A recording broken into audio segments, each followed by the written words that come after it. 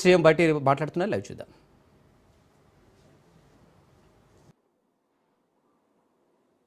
Political education employment 42% reservation ఇవ్వటం కోసం మార్చి మొదటి వారంలో క్యాబినెట్లో తీర్మానం చేసి శాసనసభలో బిల్లు పెట్టి బిల్లుని పాస్ చేసి కొన్ని దశాబ్దాలుగా ఈ రాష్ట్రంలో ఎదురు చూస్తున్నటువంటి బలహీన వర్గాలకి చట్టరూపంగా ఒక చట్టబద్ధతను కల్పించడం కోసం నిర్ణయం తీసుకోవటం జరిగిందని ఈ సందర్భంగా మీ అందరికి తెలియజేస్తా ఉన్నాం. ఇక్కడ బిల్లు పాస్ చేయటమే కాకుండా ఈ పాస్ చేసినటువంటి బిల్లుని కేంద్ర ప్రభుత్వానికి పంపిస్తాం. పార్లమెంట్లో కూడా బిల్లుకు సంబంధించి కేంద్ర ప్రభుత్వం మీద ఒత్తిడి తీసుకొని వచ్చి బిల్లుని పార్లమెంట్లో కూడా ప్రవేశపెట్టి దీని మీద ఆమోదం పొందడం కోసం మేము చేయాల్సిన ప్రయత్నం అంతా చేస్తాం. మా నాయకుడు రాహుల్ గాంధీ గారి నాయకత్వంలో మాకున్నటువంటి పార్లమెంటు సభ్యులందరినీ సహాయ సహకారాలు తీసుకోవటమే కాకుండా ఈ ప్రభుత్వం నుంచి ఒక ప్రతినిధి బృందంగా ప్రధానమంత్రిని కలుస్తాం. కేంద్ర ప్రభుత్వానికి సంబంధించిన పెద్దలందరినీ కలుస్తాం. అట్లాగే పార్లమెంట్లో ఉన్నటువంటి అన్ని రాజకీయ పార్టీలకు సంబంధించిన నాయకులను కూడా కలుస్తాం. వారందరి మద్దతు కూడా కూడగడతాం. వారందరి సహకారంతో పార్లమెంట్లో కూడా దీన్ని పాస్ చేయించుకొని పూర్తి చట్టబద్ధత దశాబ్దాల చిరకాల వాంఛైనటువంటి ఓబీసీల కళలను నిజం చేసే ప్రక్రియని మొదలు పెడతా ఉన్నాం. ఇటు శాసనసభలో మార్చి మొదటి వారంలో మేము ప్రవేశపెట్టినప్పుడు శాసనసభలో ఉన్నటువంటి రాజకీయ పార్టీలన్నీ కూడా వారికి కూడా విజ్ఞప్తి చేస్తాం. అక్కడి నుంచే బిల్ పాస్ చేసే ప్రక్రియ నుంచే ఏకగ్రీవంగా బిల్ పాస్ చేయటమే కాదు, కేంద్రంలో కూడా అవసరమైతే అక్కడ ఉన్నటువంటి ప్రధానమంత్రి గారిని కానీ మిగతా రాజకీయ పార్టీలని కలిసి ఒప్పించడానికి కలిసి వచ్చే రాజకీయ పార్టీలన్నింటిని కూడా తీసుకొని పోతాం. అంతిమంగా మా అందరి ఆలోచన రాష్ట్ర ముఖ్యమంత్రి రేవంత్ రెడ్డి గారి నాయకత్వంలో ఈ కేబినెట్ యొక్క ఆలోచన దశాబ్దాల ఓబీసీల చిరకాల వాంఛైనటువంటి 42% రిజర్వేషన్ని స్థానిక సంస్థల్లో తీసుకొని రావటం అనేది, అందించడం అనేది మా అందరి ముందున్నటువంటి బలమైన కోరిక, లక్ష్యం కూడా.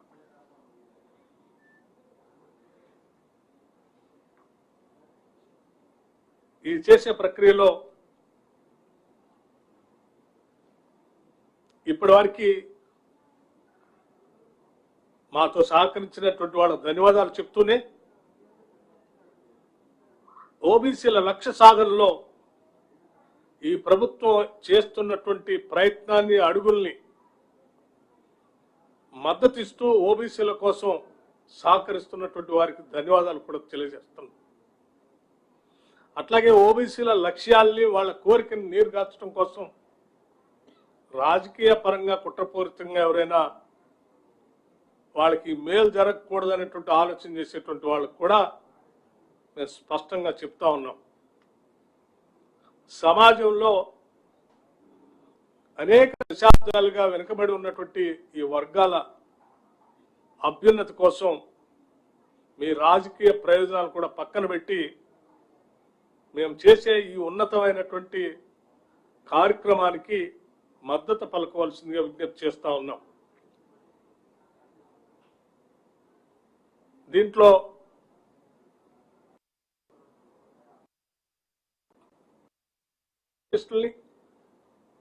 మేధావుల్ని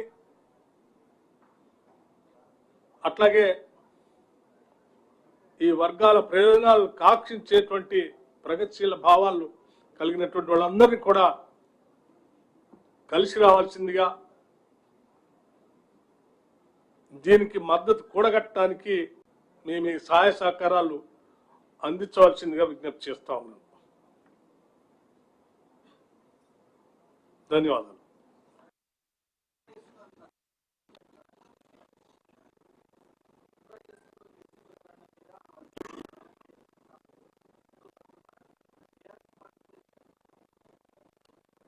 కులగణన చేసేటప్పుడు ప్రక్రియ మొదలుపెట్టినప్పుడు చెప్పారు దీని యొక్క ఉద్దేశాలు, లక్ష్యాలు. ఆ లక్ష్యాలు సహకరించాలనుకున్నటువంటి వాళ్ళు డెఫినెట్గా అందులో సహకరించేవాళ్ళు, వాళ్ళ ఇన్ఫర్మేషన్ కూడా ఇచ్చేవాళ్ళు.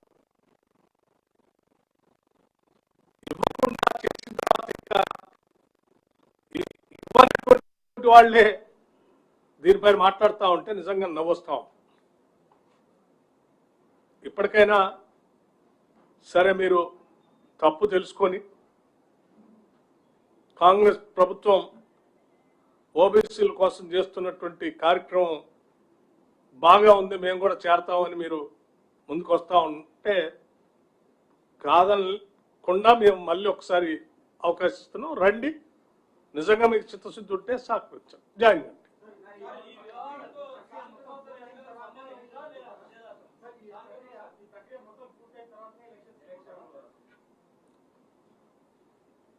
రాష్ట్రంలో ఈ జనాభాలో ఉన్నటువంటి మేము ఇప్పటికే ప్రకటించిన 56% ప్రజలు ఓబీసీలు ఈ రోజు నుంచి కాదు, ఒక దశాబ్దానికి పైబడి మాకు జరిగేటువంటి ఎన్నికల్లో కానీ ఉద్యోగ అవకాశాల్లో కానీ మా జనాభా దామాషా ప్రకారం మాకు అవకాశాలు ఉండాలి, దానికి చట్టబద్ధత కల్పించి ప్రక్రియను మీరు చేపట్టి దానికి అవకాశాలు కల్పించండి అన్నప్పుడు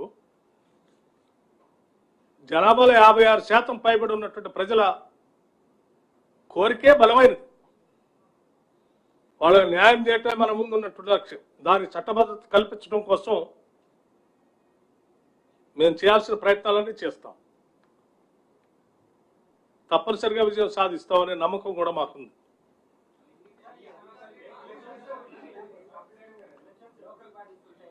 నేను చెప్పింది కూడా అదే ఎప్పటిదాకా మీకు.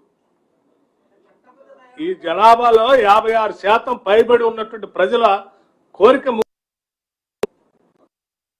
మనం తీర్చటం. వాళ్ళు పదే పదే చెప్తా ఉన్నారు కూడా మా రిజర్వేషన్ ముందు అని. రిజర్వేషన్ తేల్చి వాళ్ళకి న్యాయం చేయాలనేదే మా ఆలోచన. One after the other.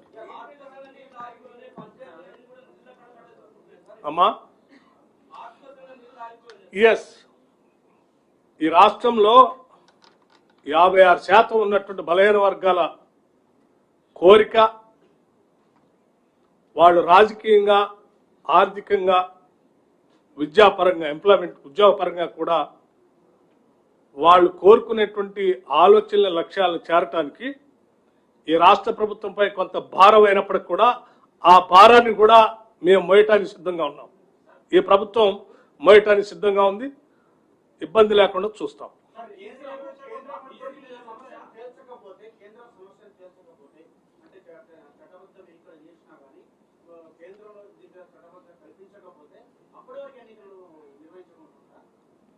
ఇప్పటికే దీన్ని ప్రవేశపెట్టినప్పుడు ఈ శాసనసభలోనే ఉన్నటువంటి అనేక రాజకీయ పార్టీలు కూడా చెప్పాయి, కేంద్రంలో ఉన్న ప్రభుత్వానికి సంబంధించిన రాజకీయ పార్టీల నాయకులు, ప్రతినిధులు కూడా చెప్పారు దీని చట్టబద్ధత కల్పించండి.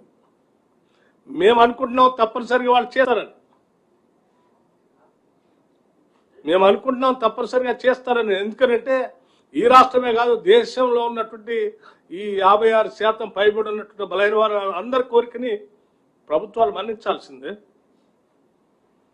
మెజారిటీ ప్రజల ఆలోచనలు మన్నించాల్సిందే. మీరెందుకు ఊహించుకుంటున్నారు చేరేమని?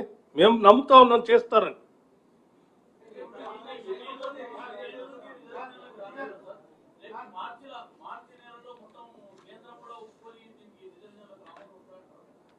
అమ్మా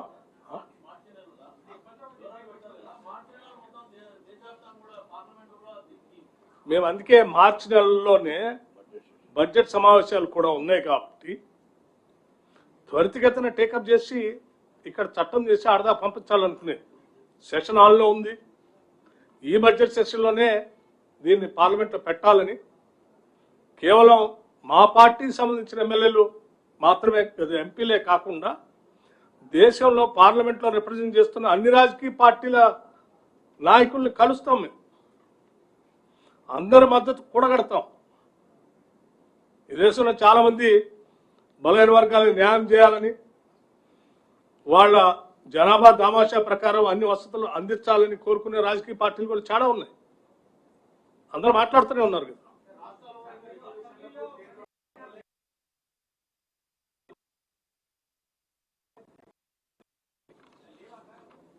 అన్ని లెక్కలు చాలా పకడ్బందీగా పక్కాగా మేము కలెక్ట్ చేసినటువంటి ఇన్ఫర్మేషన్లో ఉన్నాయి. ఎవరైనా అపోహలు ఉంటాయేమని మేము చాలా జాగ్రత్తగా పకడ్బందీగా, మీ గతంలో కూడా చెప్పాను, నేను మరొకసారి చెప్తాను చాలా స్పష్టంగా. ప్లానింగ్ డిపార్ట్మెంట్ చూసినటువంటి వ్యక్తిగా చెప్తా ఉన్నాను. 150 హౌజెస్కు ఒక బ్లాక్గా చేసి ప్రతి బ్లాక్కి ఒక ఎన్యూమరేటర్ని పెట్టి ఆ ఎన్యూమరేటర్ పైన సూపర్వైజర్ని కూడా పెట్టి బుక్కులన్నీ కలెక్ట్ చేసి ఉన్నటువంటి అన్ని బ్లాక్లకు సంబంధించిన పుస్తకాలు కూడా మేము జాగ్రత్తగా ఎలక్షన్ కమిషన్ వాళ్ళు ఏ రకంగా అయితే ఆ బాక్సులు దాస్తారో అంత పకడ్బందీగా మేము ఆ పుస్తకాలన్నీ దాచి ఉంచాం. ఎక్కడ తప్పు జరగటానికి స్కోపే లేదు. నేను చెప్తా ఉన్నాను కదా, సంపూర్ణమైనటువంటి సమాచారం ఉంది, ప్రకటిస్తాం కూడా. Don't worry. ఎవరు రీసర్వే చేయాలని కోరుకునేటువంటి వాళ్ళు ఎవరంటే, నేను అనుకుంటున్నాను ఈ దేశంలో ఈ కాస్ట్ సర్వే జరగాలని మేము కోరుకుంటా ఉంటే ఈ సర్వే ఇక్కడ విజయవంతం అయితే దేశం అంతా చేయాల్సి వస్తుందేమో అని భయపడేటువంటి వాళ్ళు దీని మీద తప్పుడు ప్రచారం చేయడం కోసం ప్రయత్నం చేస్తున్నారు. ఎందుకంటే ఇక్కడ ఆపితే రేపొద్దున దేశంలో మొత్తం మా మీద రాకుండా ఉంటుందని కోరుకునేవాళ్ళు. ఇంకొకళ్ళు అసలు ఈ కాస్ట్ సర్వేలో పాల్గొనకుండా ఇది కరెక్ట్ కాదని చెప్పడం కోసం ప్రయత్నం చేసేటువంటి వాళ్ళు. నిజంగా బీసీలకి మేలు జరగాలని చేయాలని ఎవరికైనా బలమైన కోరుకుంటే 100% ఇందులో పాల్గొనాలి, 100% లెక్కలు ఇవ్వాలి. ఈ చేసిన లెక్కలు ఇదేం రాజకీయ పరంగా చేయలేము. మేము పదే పదే చాలా స్పష్టంగా చెప్పాం. ప్లానింగ్ శాఖ ద్వారా మేము అది కూడా చెప్పాం. 1,00,000 మందికి పైబడి దీంట్లో ఇన్వాల్వ్ చేసి 3 రోజుల ముందు హౌస్ లిస్టింగ్ చేసి ప్రతి ఇంటికి కాగితం అతికిచ్చి 3 రోజుల తర్వాత ఇంటింటికి సర్వే చేసే కార్యక్రమం చేశాం. సర్వే చేసిన పుస్తకాల్లో వాళ్ళు ఇచ్చిన సమాచారం పూర్తి చేసిన తర్వాత వాళ్ళతో సంతకాలు పెట్టించి ఆ పుస్తకాలు కూడా జాగ్రత్త కట్టగట్టి దాచాం. ఎవరైనా ఇది తప్పు అనుకుంటే పొరపాటు, ఆ పుస్తకాలు అట్లాగే ఉన్నాయి. Don't worry. ఎక్కడా లేదు. మేము ఇచ్చిన లెక్క ప్రకారం అమ్మా, అందుకోసం నేను చెప్పింది మొత్తం మీకు లెక్క ఇచ్చాను.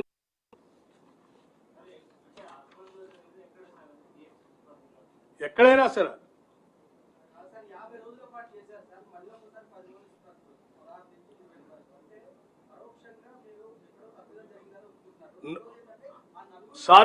సారీ మీ పేరే ఉన్నారు వెంకటరాజు గారు. సారీ, నేను ముందే స్టార్టింగ్లోనే చాలా స్పష్టంగా చెప్పాను.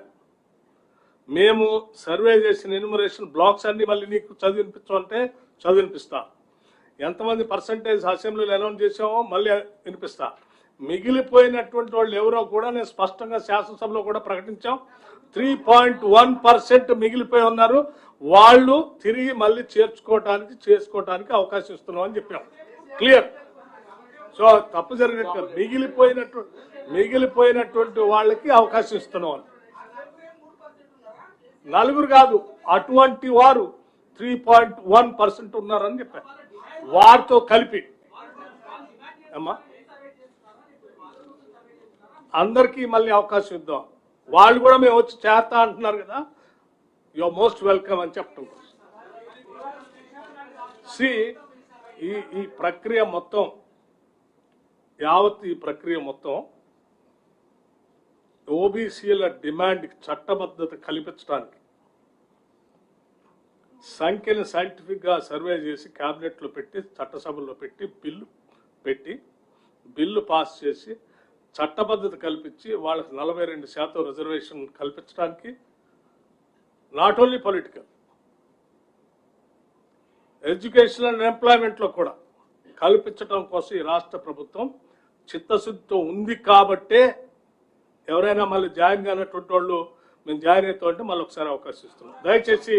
దయచేసి మీరందరూ ఓబీసీలకి న్యాయం జరగాలని కోరుకునేటువంటి వాళ్ళందరూ కూడా please extend all your cooperation and support for the entire exercise.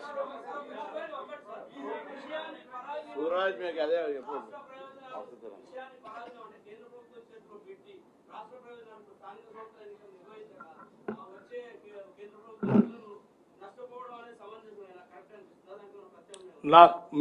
మీరు ఎవరి ప్రయోజనాల గురించి మాట్లాడుతున్నారో నాకు తెలియదు, కానీ మేము మాట్లాడేది మాత్రం ఈ రాష్ట్రంలో ఉన్న 56% బీసీల ప్రయోజనాల గురించి మాట్లాడుతూ ఉన్నాను. నేను అదే చెప్తా ఉన్నాను. ఈ రాష్ట్రంలో ఉన్నటువంటి 56% బీసీల ప్రయోజనాల గురించి నేను స్పష్టంగా చెప్పాను. అవి 56% బీసీల 2-3 నెలలు ఈ రాష్ట్రం పైన ఆర్థిక భారం పడుతున్నప్పుడే దాన్ని భరించడానికి కూడా ఈ రాష్ట్ర ప్రభుత్వం సిద్ధంగా ఉందని చెప్తా ఉన్నాను. ఇంకా వాట్ మోర్ యూ వాంట్? ఇంకెవరి ప్రయోజనాలు కాపాడాలో చెప్పండి, వాళ్ళకి కూడా కాపాడుతాం. అవి కూడా చేస్తా ఉన్నాం. 6 గ్యారంటీలు కూడా చేస్తా ఉన్నాం. మీకు లెక్కలు చెప్పంటే మళ్ళీ ఒకసారి చెప్తాను. Thank you.